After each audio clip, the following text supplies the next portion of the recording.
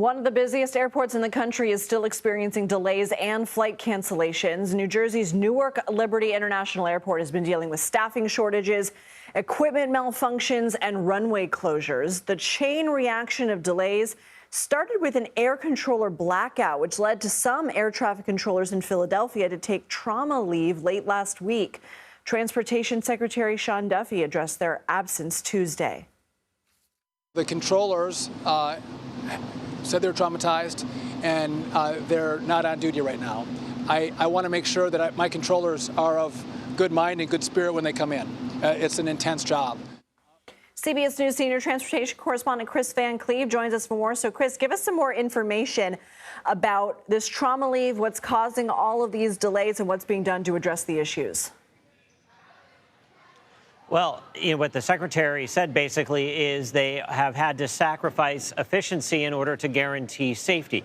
When FAA air traffic control staffing goes down, goes below sort of their minimum safe number, it's called a staffing trigger, and that will trigger a delay program, a program that slows down an airport. And that's what's happened at Newark now for 9 straight days. We're talking about hundreds of canceled flights, thousands of delays. On average right now, 244 minutes is the average delay at Newark. The flights here from Los Angeles going to Newark today, they've all been about 2.5 to 3 hours late so far. One cancellation there is airlines have reduced their schedule.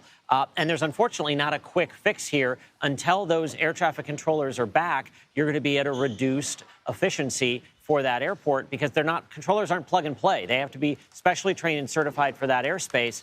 And this trauma leave could go up to 45 days. And you spoke with Alaska Airlines CEO Ben Minut. You're going to have to pronounce his last name for me. In an exclusive interview about these delays. Minicucci, thank you. And these issues. What did he tell you? Yeah, so we were talking to him about sort of the bigger picture summer travel and some changes that are coming out of Alaska. But, they have 10 flights a day to Newark Airport. It's not an insignificant airport. It's the 12th busiest in the country. If there are problems there, does it bring about problems elsewhere? So we wanted to ask him about the safety of the system. The area we have to focus on is air traffic control. Like I said, I think if you get staffing addressed, infrastructure is a big deal. We have old equipment and infrastructure at a lot of towers that needs to be updated and modernized.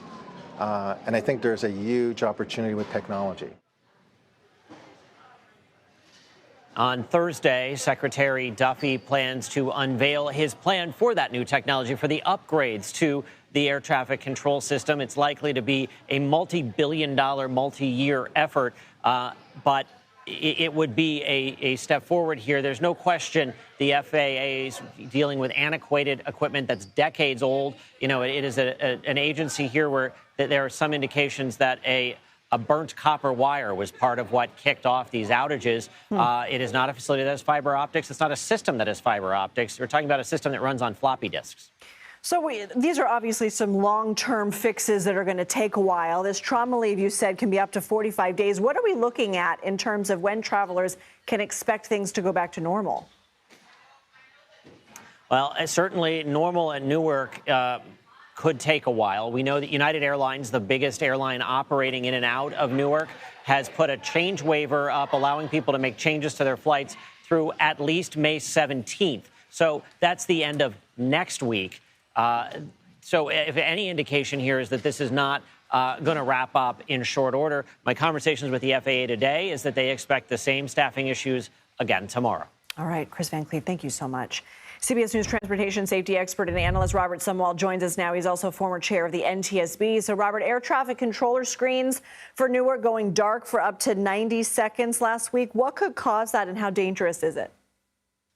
Well, Lindsay, hello. You can imagine how traumatic that would be for an air traffic controller, that you are responsible for dozens of airplanes and hundreds of lives, and you're communicating with those airplanes, and all of a sudden your radar screens go blank. That would be a traumatic event. So how long is it going to take to fix all this? It's going to take a while. So let's talk about this trauma leave, because we did learn that 20% of air traffic controllers in Philadelphia went on trauma leave due to this blackout. You called it. Imagine how traumatic that would be. What can you tell us about this policy, and how does that affect a team already dealing with staffing shortages? Well, I'm not exactly sure how the trauma leave actually works, but I think in this case, the controllers are certainly entitled to it. When you've got 20% of your workforce that's leaving for 45 days or up to 45 days, that's not going to help the air traffic controller shortage one bit. So this is a significant event to have them leave, and we've got to figure out a better way. Earlier, we heard from the Alaska Airlines CEO. How long does it typically take to update aging air traffic equipment? I mean, if Kris Van Cleave was saying we're talking about floppy disk systems still. Well, I hate to say it, but it's going to take years.